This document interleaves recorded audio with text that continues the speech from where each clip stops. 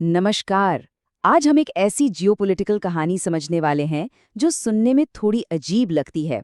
भारत और तालिबान, ये दो नाम जो हमेशा एक दूसरे के खिलाफ रहे हैं, वो आज एक टेबल पर क्यों बैठे हैं? चलिए, इस चौंकाने वाले गठबंधन के पीछे की असल कहानी को समझते हैं। तो सीधा सवाल यही है कि आखिर चल क्या रहा है।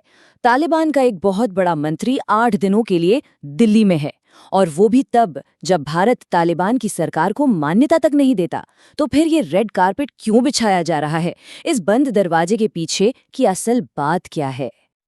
तो चलिए सबसे पहले कहानी के पहले हिस्से पर चलते हैं। दिल्ली में एक ऐसा मेहमान आया है जिसकी शायद किसी ने उम्मीद भी नहीं की थी। तो देखिए, तालिबान के विदेश मंत्री हैं अमीर खान मुत्ताकी, और वो नई दिल्ली में है। और ये कोई छोटी मोटी विजिट नहीं है, पूरे 8 दिन का ऑफिशियल दौरा है।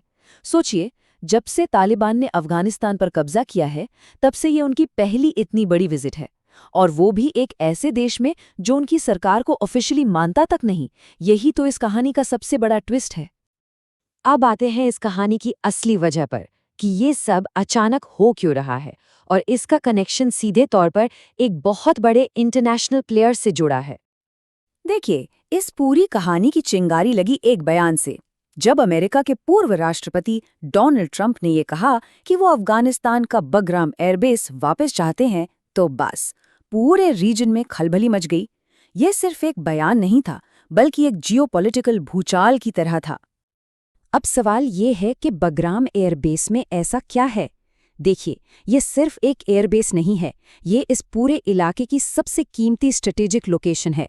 यहाँ बैठकर कोई भी चीन, रूस, ईरान और पाकिस्तान, मतलब चारों तरफ पैनी नजर रख सकता है, और इसीलिए इस पर कंट्रोल को लेकर इतनी खींचतान मची हुई है।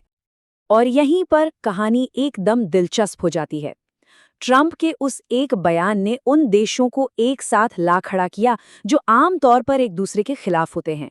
चीन, रूस, पाकिस्तान और यहाँ तक कि भारत भी। सब के सब इस बात से परेशान हो गए कि अमेरिका इस रीजन में फिर से अपनी मिलिट्री पावर बढ़ा सकता है।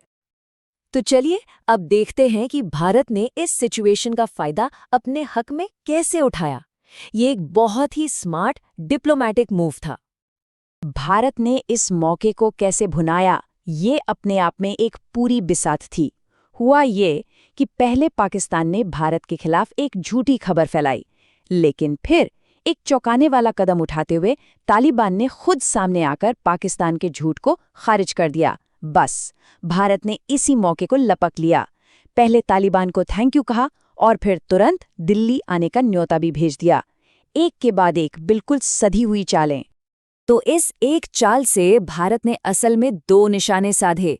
पहला, पाकिस्तान के प्रोपेगेंडा का जवाब उसी की भाषा में दिया, और दूसरा, अमेरिका को एक साफ साफ मैसेज भेज दिया कि इस इलाके के मामले अब यहीं के देश मिलके सुलझाएंगे, किसी बाहरी ताकत की जरूरत नहीं है। अब इस कहानी को थोड़ा और बड़े कैनवस पर देखते हैं। ये सिर्फ भारत की बात नहीं है, बल्कि ये एक पूरे रीजन की सोच को दिखाता है। और ये जो रीजनल यूनिटी थी, ये कोई हवाई बात नहीं थी। इसे मॉस्को फॉर्मेट नाम की एक बड़ी मीटिंग में फॉर्मलाइज किया गया। ये एक ऐसा मंच है जहां रूस की लीडरशिप में इस इलाके के सभी बड़े देश अफगानिस्तान के भविष्य पर बात करने के लिए साथ आते हैं। और इस मीटिंग में जो हुआ वो कमाल का था। भारत, चीन, रूस, पाकिस्तान, ईरान, ये सारे देश जो अक्सर एक दूसरे पे शक करते हैं, वो सब एक ही सुर में बोल रहे थे। और मैसेज एकदम क्लियर था, अफगानिस्तान की जमीन पर अब किसी भी बाहरी देश का मिलिट्री बेस बर्दाश्त नहीं किया जाएगा। ऐसी एकता शायद ही पहले कभी देखी गई हो। ये उस मीटिंग का ऑफिशियल स्टेटमेंट है, और इसके शब्दों पर ध्यान दीजिए, किसी भी तीसरे देश के सैन्य बुनियादी ढांचे का विरोध करते हैं। ये मैसेज सीधा सीधा अमेरिका और बगराम एयरबेस को लेकर उसके इरादों के लिए था। एक ऐसा बयान जिस पर भारत ने भी साइन किया। और अब हम इस विश्लेषण के आखिरी और शायद सबसे दिलचस्प हिस्से पर आते हैं, जो इस पूरी डिप्लोमैटिक सिचुएशन को एक छोटे से सवाल में समेट देता है। अब बात करते हैं एक छोटे से सवाल की, जिसके मायने बहुत बड़े हैं। वो है झंडे का सवाल। अगर भारत पुरानी अफगान सरकार का तिरंगा झंडा इस्तेमाल करता है, तो ये तालिबान को नापसंद होगा।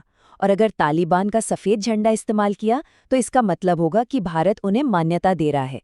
ये एक बहुत बड़ी डिप्लोमैटिक दुविधा है। मजे की बात यह है कि पास्ट में इस प्रॉब्लम का एक हल निकाला जा चुका है। जब भारतीय अधिकारियों और तालिबान के बीच दुबई में मीटिंग हुई तो किसी भी तरह के कंफ्यूजन से बचने के लिए दोनों तरफ से झंडे ही हटा दिए गए थे। तो अब सबसे बड़ा सवाल यही है, जब मुत्ताकी दिल्ली में भारतीय अधिकारियों से मिलेंगे तो टेबल पर कौन सा झंडा होगा? पुराना तिरंगा, तालिबान का सफेद झंडा या फिर कोई भी नहीं? जो भी फैसला लिया जाएगा वो इस नए रिश्ते की दिशा तय करेगा। एक छोटा सा झंडा जो इस पूरे अप्रत्याशित गठबंधन का भविष्य बता सकता है। इस पर नजर बनाए रखना जरूरी है।